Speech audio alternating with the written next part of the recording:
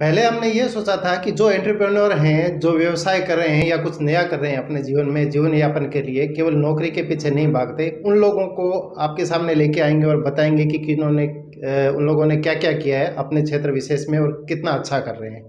लेकिन service sector भी एक ऐसा सेक्टर है कि जिसमें ऐसे लोग भी हैं जो बहुत ज़्यादा मेहनत कर रहे हैं व्यवसाय के, अपने खुद के काम धंधे के अलावा भी। और इसी सेक्टर में अगर आप ये सोचते हैं कि मैं 4 घंटा 6 घंटा या 8 घंटा या 10 घंटा खूब काम करता हूँ, सुबह 10 बजे से लेकर शाम को 10 बजे तक भी काम करता हूँ और मैं 12 घंटा काम करता हूँ और मैं खूब मेहनत कर रहा हूँ और मेरे जितना कोई काम नहीं कर रहा, तो आप गलतफहमी में हैं। मैं आपको ऐसे एक व्यक्ति से मिलाना चाहता हूँ जो एक दिन में कम से कम 16 से लेकर 18 घंटा या उससे भी ज़्यादा वर्क करते हैं और साधारण ग्रामीण परिवेश से आए हैं, बहुत ज़्यादा मेहनत करते हैं। मैं आपसे आप रूबरू करवाता हूँ आपको मिस्टर भवानी शंकर जी, जो नोक गांव के हैं, फलौदी के पास में। कैसे हो भवानी जी? नमस्कार सर, मस्त बढ़िया हूँ सर। आप अभी किसी नर्सिंग होम में काम कर रहे हैं ना? जी सर, मैं हॉस्पिटल में काम कर रहा हूँ सर। आपकी टाइमिंग क्या होती है काम करने की? कितने बजे से कितने बजे की सर सर्विस है? हॉस्पिटल का टाइमिंग तो सुबह 8 से शाम को 8 बजे तक रहता है सर, 12 घंटा का रहता है सर।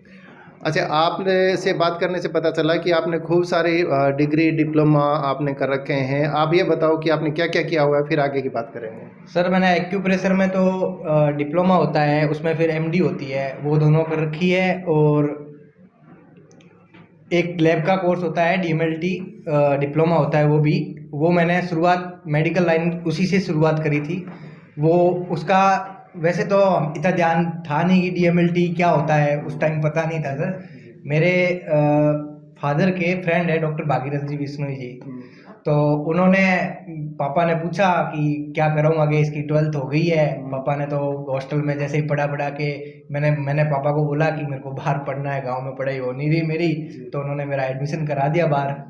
उसके बाद 12th के बाद अब मेरे को समझ नहीं आ रहा मैं क्या करूं, तो मैंने पापा को बोला, तो पापा ने भागीरथ जी से बात करी। वो मेरे गांव में साथ में पढ़े हुए हैं दोनों, पापा और वो डॉक्टर साहब। तो उन्होंने बताया कि आप अभी ये करा दो, इसमें अच्छा स्कोप है, तो आगे इसकी लाइफ अच्छे से सेट हो जाएगी। और मेरे को जाना ही मेडिकल लाइन में ही था। मैंने 12th के बाद पीएमटी का एग्ज़ाम दिया था, 12th के जस्ट बाद ही दे दिया था। तो मेरे को लगा कि इतने साल टाइम लगेगा, घर पे थोड़ा सब सोचना पड़ता है।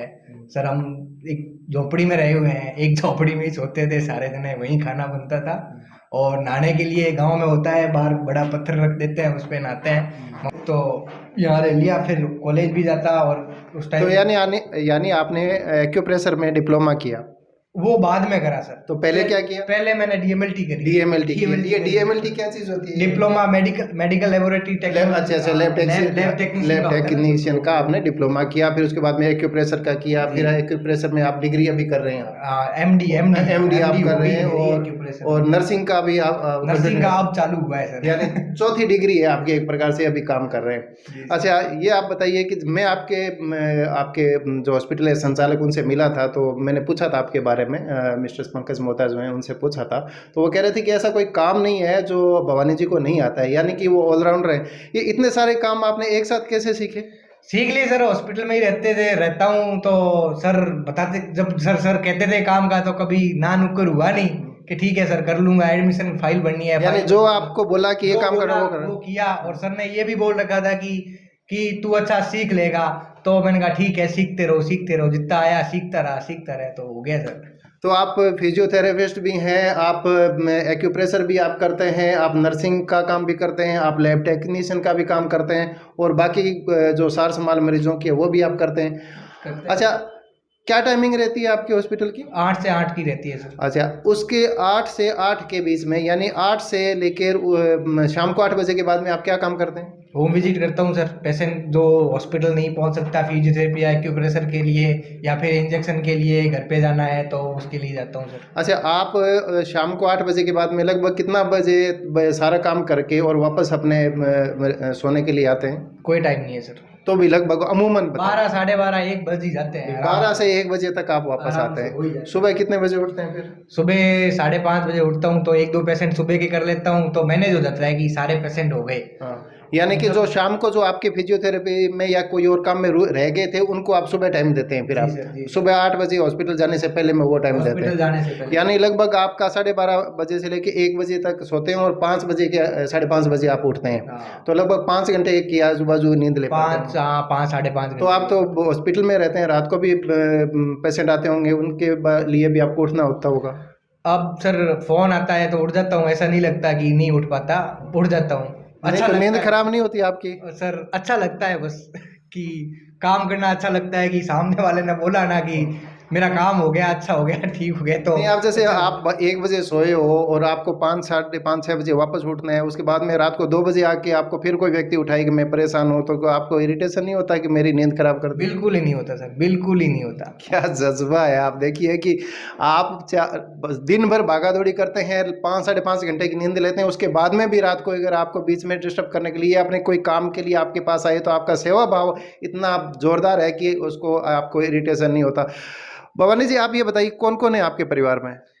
मैं हूँ, पापा है, भाई है छोटा, अभी भाई को भी यहाँ ले आया, उसको भी थोड़ा बता रहा हूँ कि सीख ले तो सीख जाए, वो भी सीख रहा है, इंटरेस्ट ले रहा है, उसका भी है मेडिकल लाइन में इंटरेस्ट, पढ़ रहा है, 12th में ही है अभी।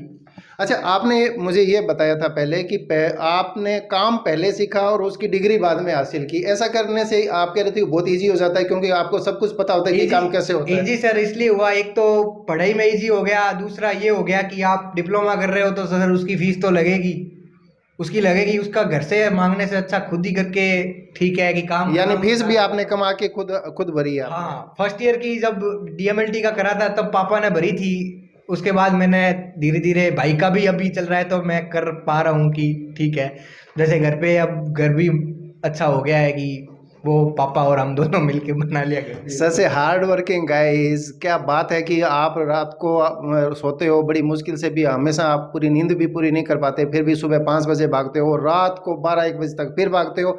और ऐसा कोई काम नहीं है जो हॉस्पिटल लाइन का, जो नर्सिंग से या दूसरे जो दूसरी सेवाएं होती हैं डॉक्टर के अधीन जो होती हैं, वो सारे काम उनको आते हैं। मैं आपके डॉक्टर साहब से मिला था, काफ़ी आपसे तारीफ कर रहे सर थे। इसीलिए मिला था मैं, बीच में जब आपका पहला कॉल आया था जब मैं एक पेशेंट की था, तो आपको बोला, आपने बोला कि बहुत ज़्यादा दर्द है, तो मैंने कहा मैं बाकी वालों पेशेंट को रोक के, जो जिनके तो रूटीन में जाता रहता हूँ, वो पेन रिलीव हो चुका था, तो आपने कहा कि मेरे वाइफ के बहुत ज़्यादा पेन है, तो मैंने कहा ठीक है मैं बीच में आता हूँ, तो मैं बीच में नहीं, आया आपके। मैं सपोज नहीं कर पा रहा था कि रात को कोई 12 बजे आ भी जाएगा क्या, और वो रात को 12 बजे या सो रहा होगा या कोई बात है, मैंने तो इमरजेंसी में कॉल किया, लेकिन मुझे पता चला कि आप उसी वक्त किसी पेशेंट के साथ में और बीच में आए और वापस किसी पेशेंट को देखने के लिए जा रहे हाँ, हैं। वो ये बड़ा अजीब सा बात लगता है कि रात आपको को। आपको उस टाइम बोला था मैंने कि मैं जा रहा हूँ, फिर अगले दिन आपने बोला था कि 10 बजे मेरे को काम जाना है तो आप थोड़े लेट आ सकते हो, मैंने कहा कितने बजे तक आओगे आप? आपने कहा था मैं 10:30 के बाद आ जाऊंगा, हाँ। तो मैं लगभग आपके पास 12 बजे पहुंचा था, उसके बाद ही मेरे को 1-2 पेशेंट के जाना था। यानी 12 बजे के बाद में आप मेरे से फ्री हुए और उसके बाद में किसी 1-2 पेशेंट को और डील किया, फिर वापस आए सोने के लिए और सुबह फिर भाग रहे हो। फिर वैसे ही चल रहा है सर। मैं दोबारा आपको कहता हूँ कि क्या आप ये सोचते हैं कि मैं 5 घंटे 7 घंटे 10 घंटे मेहनत करता हूँ, बहुत काम करता हूँ और देखो मेरे काम की कोई सीमा नहीं है, तो आप दोबारा मिस्टर भवानी शंकर जी के बारे में सोचिए और देखिए कि काम ऐसे किया जाता है और जज्बा ऐसा होता है और हमेशा खुश मिजाज रहते हैं, कोई तनाव नहीं है वर्क का। वरना लोग क्या होते हैं कि वो इतने काम के बोझ के मारे इतने दबे होते हैं कि कोई काम नहीं कर पाते। श्रीलाल शुक्ल ने अपनी एक किताब लिखी थी, ज्ञानपीठ पुरस्कार से नवाजी, मुझे याद आई है, राग दरबारी। उसने कहा, उसमें एक पात्र कहता है कि इतना ज़्यादा काम है, इतना ज़्यादा काम है कि मारे काम के दबाव के सारा काम ठप पड़ा है। दुनिया का तो ये हालत है कि काम के प्रेशर में काम ही नहीं हो पाता, और आप ये हैं कि कोई काम कितना ही दे दो, करते जाएंगे करते जाएंगे करते जाएंगे।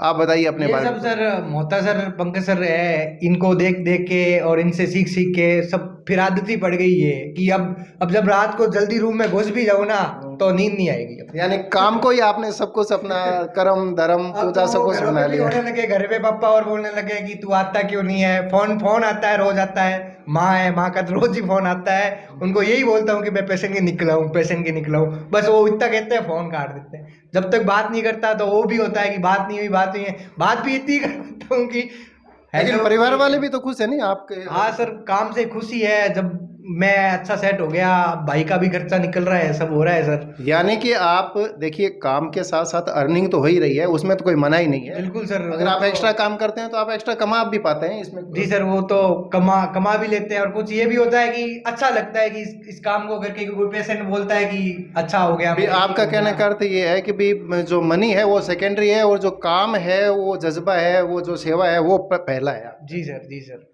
बहुत कोई बहुत पेशेंट ऐसे भी होते हैं जो कहते हैं कि अब जैसे नॉर्मल विजिट चार्ज है, मैं तो इतने ही दे पाऊंगा, तो ठीक है, तू दे दे, तू कुछ भी दे दे, जो दो दे वही ठीक ठीक है, है, तू जितनी भी कुछ भी फीस दे दे दे। कोई दिक्कत नहीं है, इतना अपने को तो इतना काम। नहीं होता कि मेरे को तो 500 रुपए चाहिए या मेरे को 300 रुपए चाहिए ही चाहिए। जो किसी ने जो दे दिया वो नॉर्मल ठीक है। विजिट चार्ज ये है, आप देने में सहमत है तो ठीक है, नहीं तो कम देना आप चाहते हो तो कम दे दो, कोई बात बिल्कुल नहीं। सर। क्या बात है, जब पैसों के लिए मारकाट मची हो और वो बाद में उस दौरान ऐसे दौर में अगर ऐसे व्यक्ति से मिलना होता है, बड़ा सुखद लगता है कि भाई दुनिया में भवानी शंकर जैसे भी लोग हैं।